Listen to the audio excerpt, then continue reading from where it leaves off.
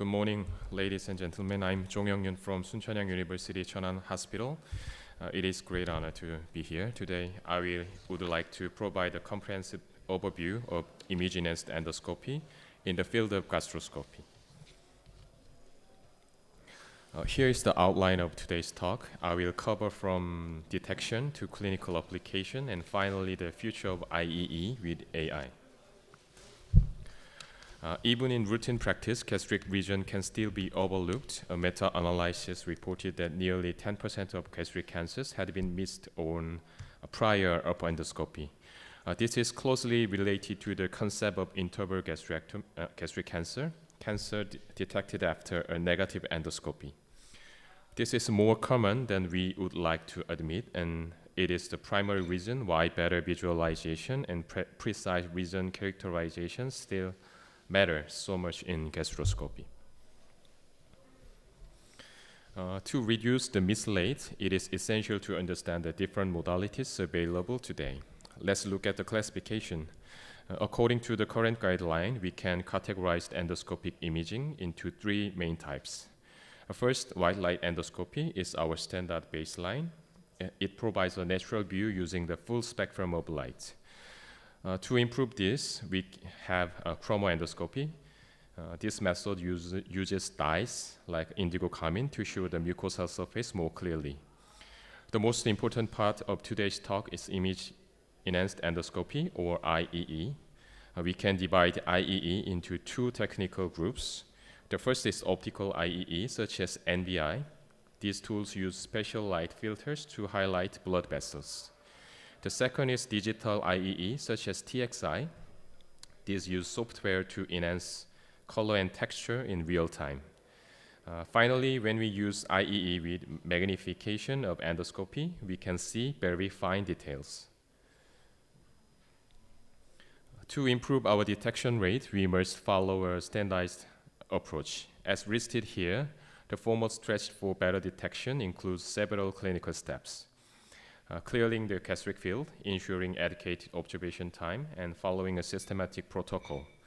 Importantly, the active use of IEE is now recognized as a core part of the standard protocol to minimize miss rates. As you can see in the image, while white light endoscope in image A shows a very subtle change, the IEE in image B and C provide the critical contrast needed to recognize a region. While IEE is still considered a complementary tool to white light inspection, its clinical role is expanding. Currently, the guideline provides a grade A for qualitative diagnosis differentiating cancer from non-cancer. Regarding the extent of invasion, it is assigned a grade B, reflecting its utility in characterizing the margins of known lesions. Although the role in detection was still under discussion with grade B in 2020 guidelines, we have seen significant clinical data since then. Now let's take a closer look at how these newer technologies actually work in practice, starting with detection-oriented IEE. Before we look at the technology, we must understand the fundamental problem, the red-on-red challenge. In the stomach, both of the normal mucosa and early cancer are reddish. Understand standard white light, there is very little color contrast between them. This creates a camouflage effect where a subtle cancer hides in plain sight. This lack of contrast is the main reason why nearly 10% of gastric cancer are missed. To solve this, we need a tool that can amplify these tiny color differences. That is where LCI comes in by expanding the red color spectrum to break this camouflage. LCI solves this problem by breaking the camouflage, as shown in the diagram. LCI shifts the normal mucosa to an orange tone, while amplifying the red color of the lesion to a distinct flamingo red. This is why LCI is such a powerful tool for detection.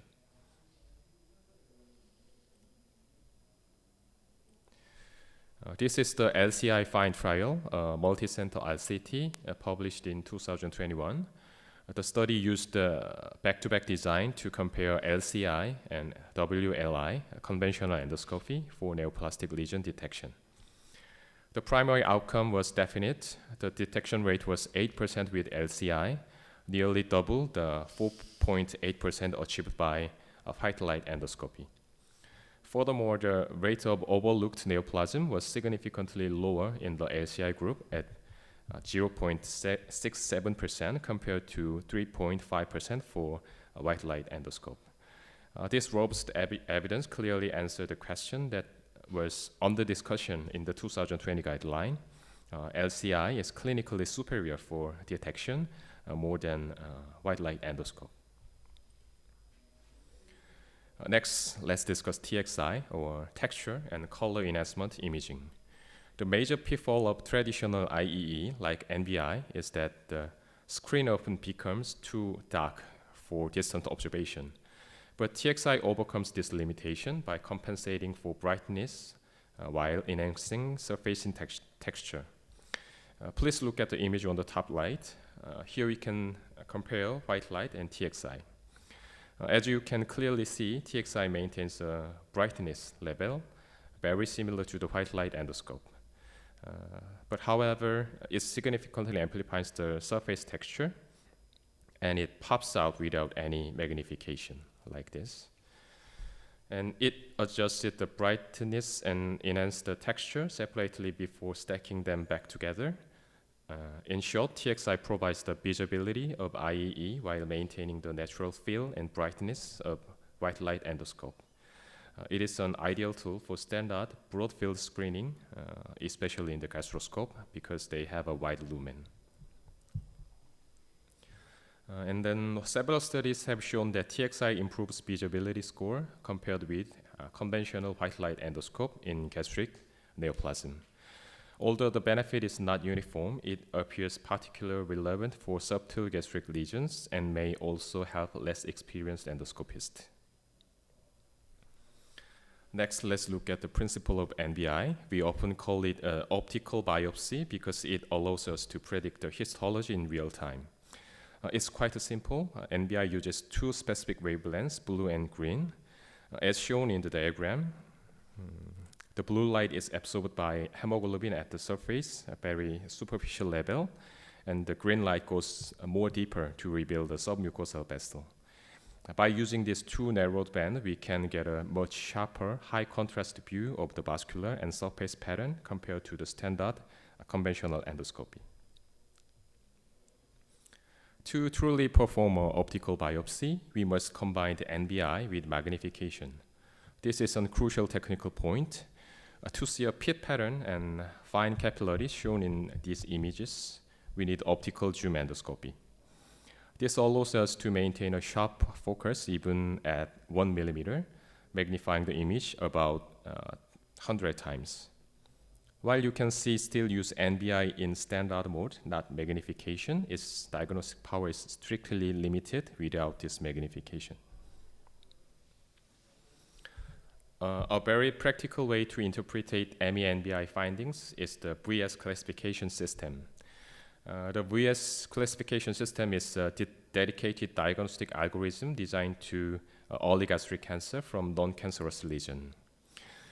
Here, V stands for the microvascular pattern, and S stands for the microsurface pattern. Here, first we look for demarcation line. Look at the yellow arrow, which indicates a clear border between the lesion and the surrounding non-neoplastic mucosa. Second, we assess the microvascular pattern, and third, we assess the microsurface pattern. This can be regular, irregular, or absent pattern. In practical terms, the lesion is highly suspicious for early gastric cancer when a demarcation line is present, along with irregular V and or S pattern. Now let's look at the real-world utility of ME-NBI in differentiating early gastric cancer from low-grade adenoma. This is particularly challenging when the lesions are pale or not red-colored under standard white light. Please look at the two representative cases. On the left, we have an early gastric cancer. Light is low-grade adenoma. Under the white light, it looks like a simple pale elevation. However, with ME-NBI, we can clearly see the demarcation line and irregular basal surface pattern, which was confirmed as cancer. On the right, we see a low-grade adenoma. Again, it looks very similar to the cancer in white light endoscope. But ME-NBI reveals a regular pattern. Despite the presence of demarcation line, this allowed us to correctly diagnose it as a non-cancerous lesion. As shown in the data from Dr. Yao's study, ME-NBI increases diagnostic sensitivity from 40% to 95% and occurs from 65% to 96%. This evidence proves that ME-NBI is not just an optional tool. Beyond the characterization, ME-NBI may help in two additional areas. First, margin assessment. Second, invasion depth estimation. For margin assessment, it is useful for visualizing the lateral extent of EGC. And for invasion depth, several abnormal vascular findings have been associated with deeper submucosal invasion. One representative example is the D vessel in this picture. An irregular dilated vessel seen on NBI mode. Kikuchi et al. Reported a high specificity for this finding, although the sensitivity was limited. So the key message is the ME-NBI is more established for margin delineation than for depth prediction.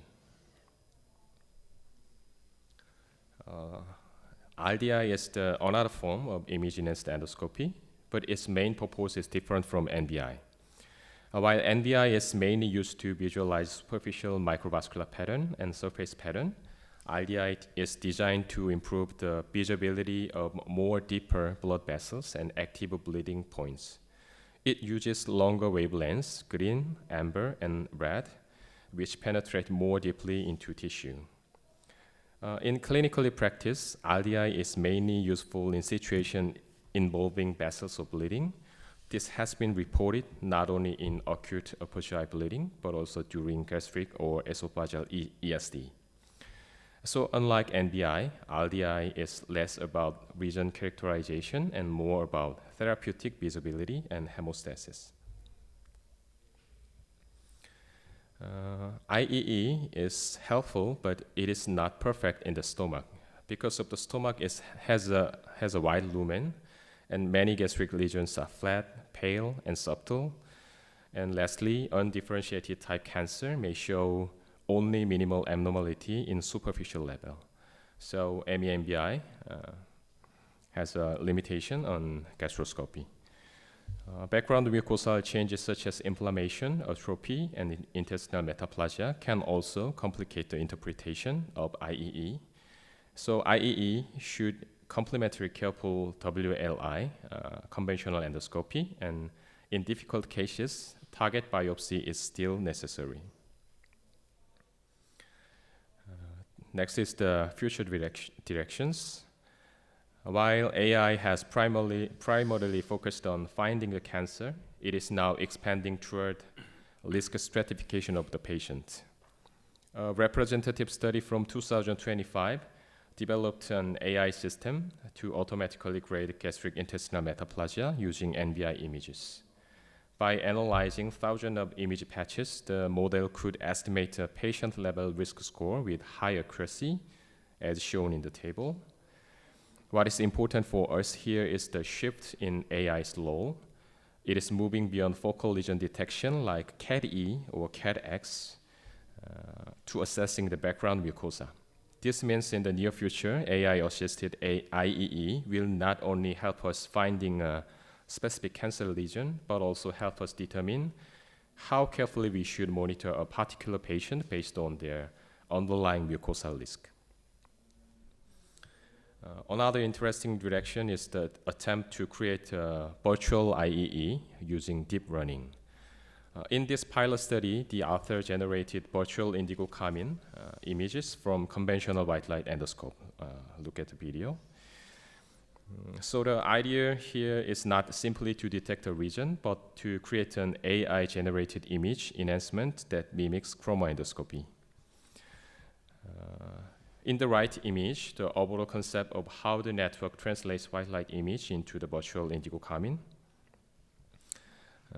And we can appreciate how this virtual enhancement changes lesion visibility in real time in this video. So of course, this technology is still emerging. Unfortunately, the real indigo carmine still performs better than virtual indigo carmine. But I think this study is important because it shows where the field may be heading in the future.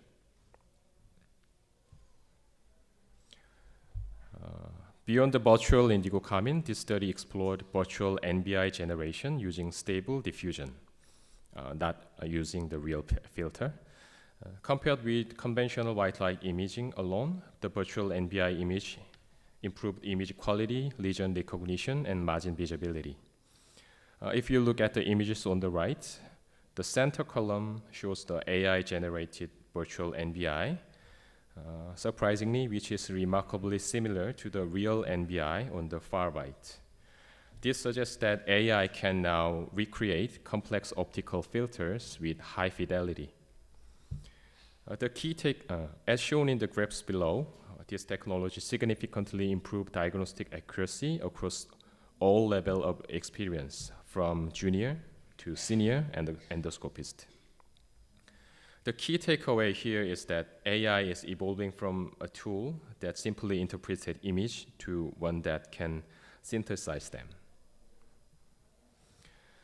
To conclude, conventional white light endoscopy remains our indispensable foundation, but we must acknowledge its inherited limitation in missing subtle lesions. Image-enhanced endoscopy serves as a powerful partner to fill these gaps on detection and characterization of gastric lesion. And looking ahead, AI is likely to further expand the role of IEE, not only by assisting interpretation, but perhaps even by generating virtual forms of image enhancement. Thank you for your kind attention. Thank you for a kind introduction. Today I'm going to talk about the endoscopic classification system for structured reporting. I have no COI. So post-gastrectomy endoscopic surveillance is required for the prevention of recurrence and improvement of the quality of life of the patient. But despite the critical role of surveillance endoscopy in post-gastrectomy patient, the lack of universally accepted structured reporting system leads to substantial variability in the description of anastomotic and mucosal findings, thereby limiting the inter-institutional comparability and quality improvement efforts. So the structured endoscopic reporting and validated classification systems guide therapeutic decision-making and risk stratification.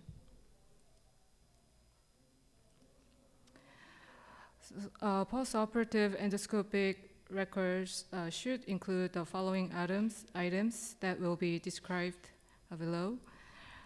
First, it should clarify the assessment of the surgical site status. So the resection margin is various depending on the surgical procedure performed. Since the resection margin is present in the distal gastrectomy and proximal gastrectomy status, and careful endoscopic assessment of the status of the resection margin to see if there's any marginal ulcer or disease recurrence is essential. And RGB classification system is usable for the assessment of the remnant stomach. And R stands for the food residue, and G stands for the gastritis, and B stands for bile efflux. And food residue is classified into 5 grades, from grade 0 to grade 4. And grade 1 is a small amount of food, which is observable of the remnant stomach. And grade 2 is moderate amount of food, and entire surface is visible with body rolling. And grade 3 is a moderate amount of food, but entire surface is not visible if even with body rolling.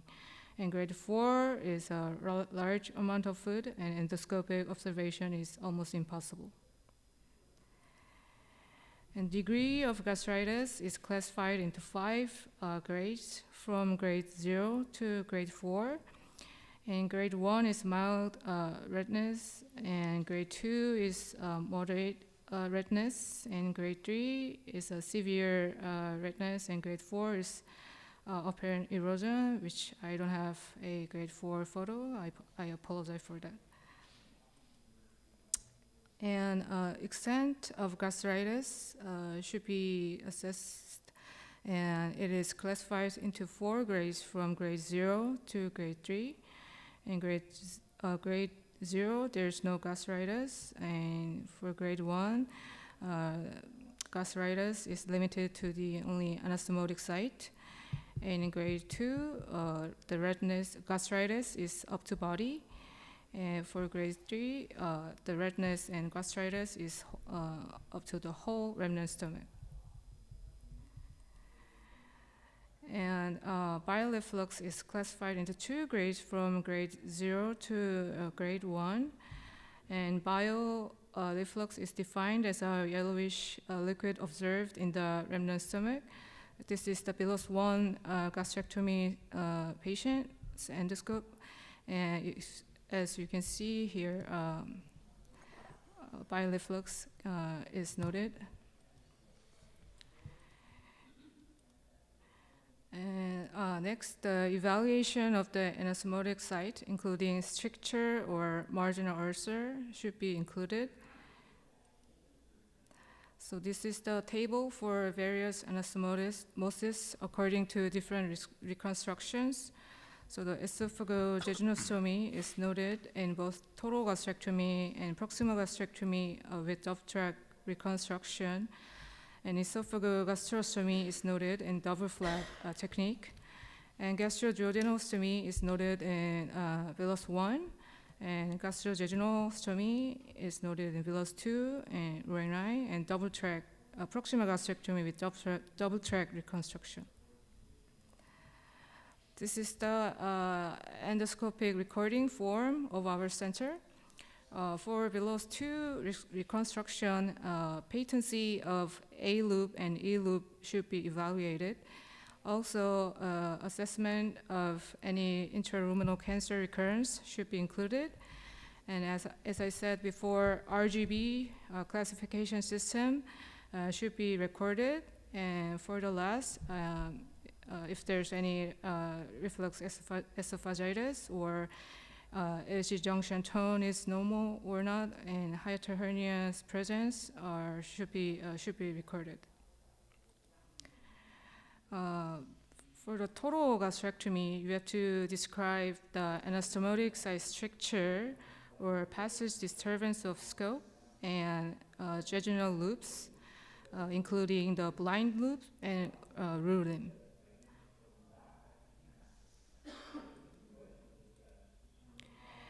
For proximal gastrectomy with double track reconstruction, there are 2 anastomosis you have to observe. GJ anastomosis site and EJ anastomosis site. So after passage to the esophagus, EJ anastomosis is noted. And as you pass down toward, GJ site is noted. It is sometimes quite challenging to pass through the jejunal loop to the GJ site. And as you pass down the GJ site into the lemnon stomach, pylorus is noted. Proximal gastrectomy double flap technique is surgically challenging because you have to create the flap in order to prevent the reflux. Esophagogastrostomy anastomosis is noted during the endoscopy, and sometimes EG anastomosis stricture is noticed for some patients. As you can see this video, therapeutic endoscope cannot be inserted. So we decided to perform the ballooning, and we did ballooning for 12 millimeters for 1 minute and 13 millimeters for 1 minute for this patient.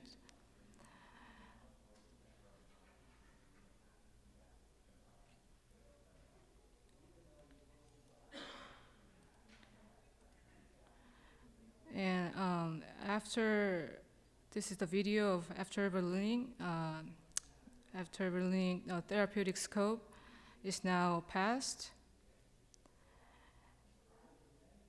And we can record there's no stricture or scope passage of the EG anastomosis site. And if you do the J turn,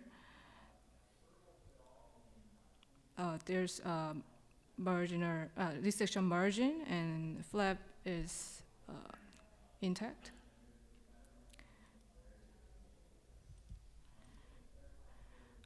Next, disease recurrence surveillance is important for postoperative endoscopic records. For early gastric cancer, Paris classification is commonly used. It is classified as 6 types. 1P is polypoid pedunculated type. 1S is sessile broad-based type. And 2A is flat and elevated. And 2B is completely flat. And 2C is superficially depressed.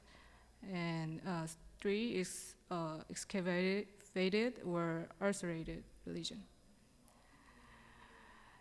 Mixed type is quite challenging for us to describe and clarify it. 2AC is a flat and elevated with a central depression.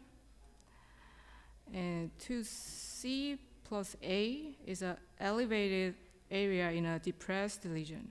So it is quite confusing for us to discriminate between these 2 lesions.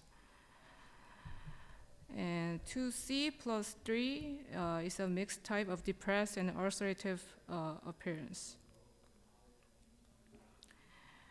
For advanced gastric cancer, Borman classification is commonly used.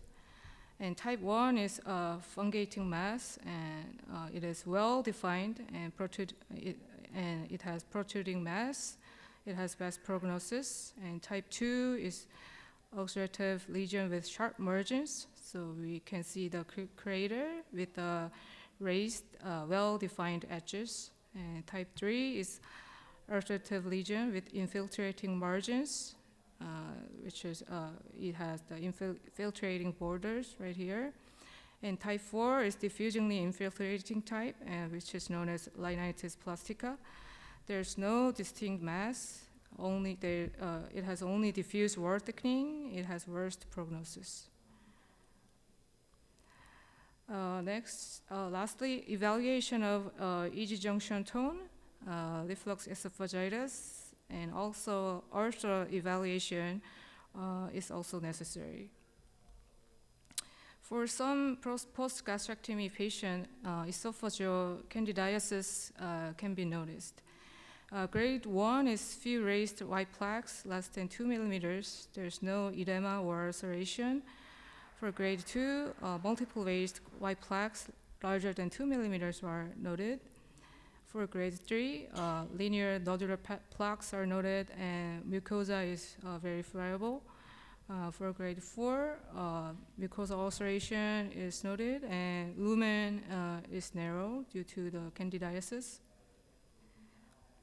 It is important to notice the candidiasis and describe it for the patient. And for reflux esophagitis can be observed by numerous post-gastrectomy patients. LA classification is commonly used, and it is based on the mucosal breaks and its length and circumferential extent.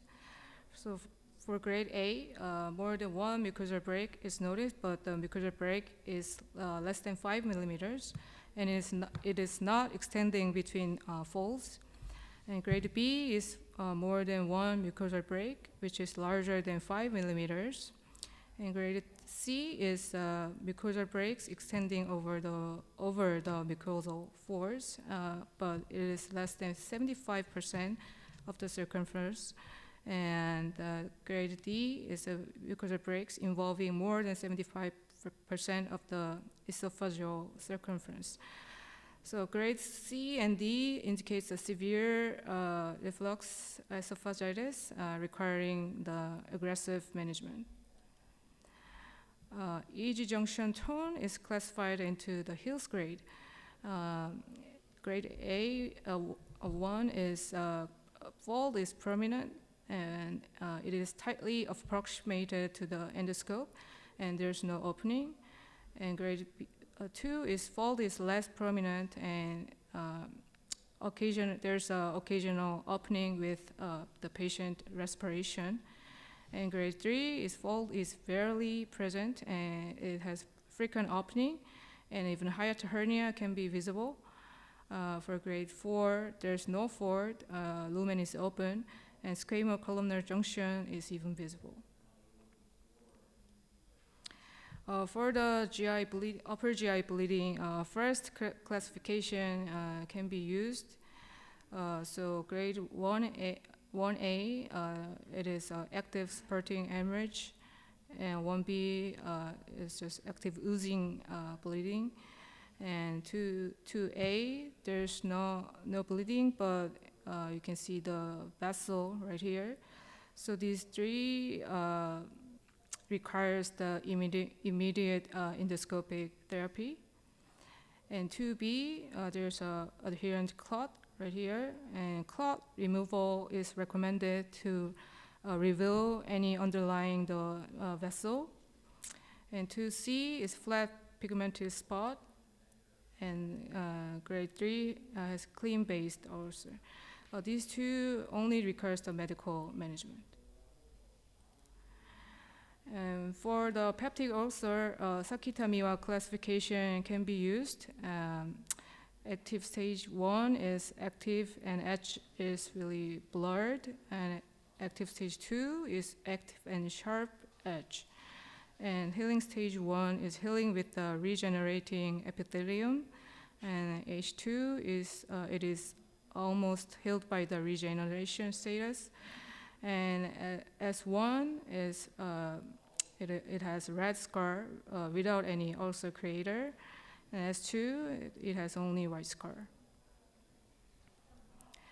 This is summary of my presentation. So we have to observe the surgical site status, including resection margin and any food residue, gastritis, and bile reflux using the RGB classification system.